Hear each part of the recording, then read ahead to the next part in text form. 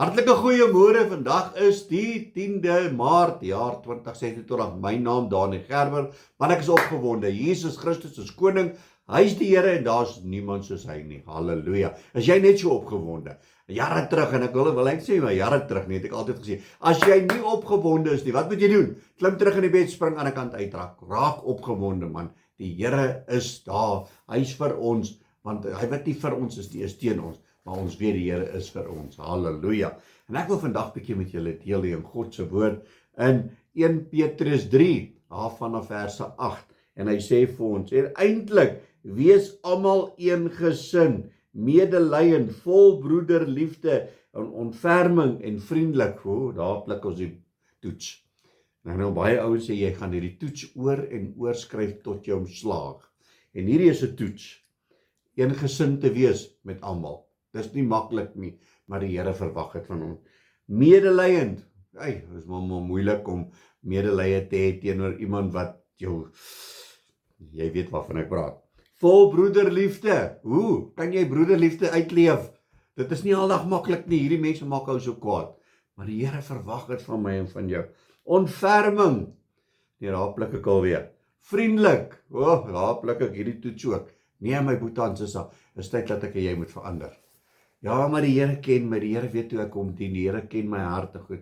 Ja, maar die Here het ook sy wil. Ek en jy moet in God se wil leef. Ek en jy moet doen wat God van ons verwag.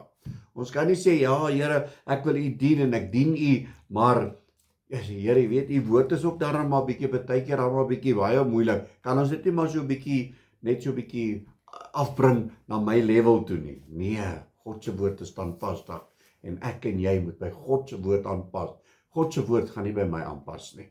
Ek moet verander.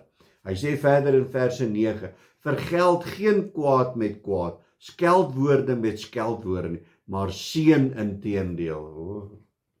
Nou raak dit moeilik.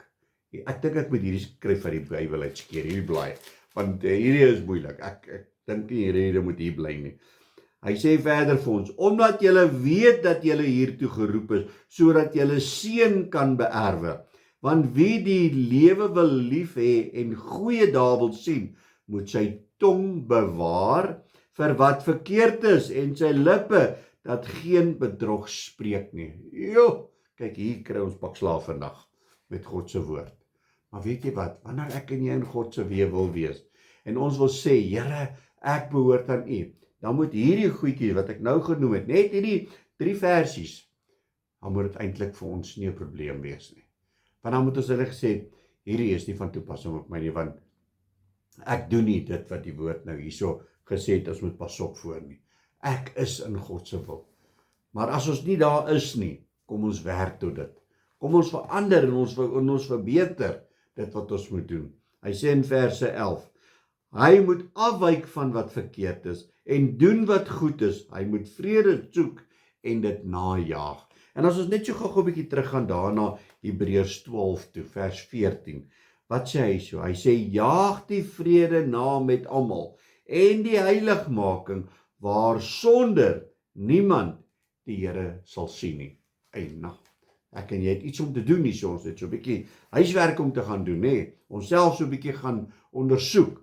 Hy sê in verse 12, want die oë van die Here is op die regverdiges en sy ore tot hulle gebed.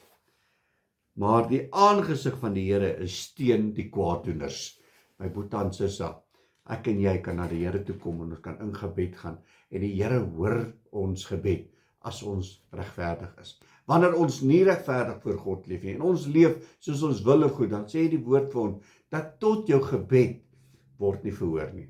Tot jou gebed is eintlik 'n gruwel vir God.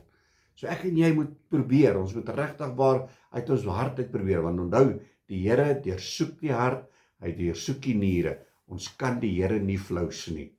Kom ons kry hierdie goed in plek, sodat die Here ons kan seën. Want die oë van die Here is op die regverdiges en sy ore tot hulle gebed. So kom ons bid saam. Amen. Halleluja, Abba Vader, Here, baie, baie dankie, Here, dat ons vanoggend net weer uit u woorde kan lees. Ja, Here, hier skiet ons al klaar weer tekort. Maar Here, dankie dat ons na u toe kan kom en sê, Here, help my, Here, wees my genadig Here, ek wil nie tekortskiet nie.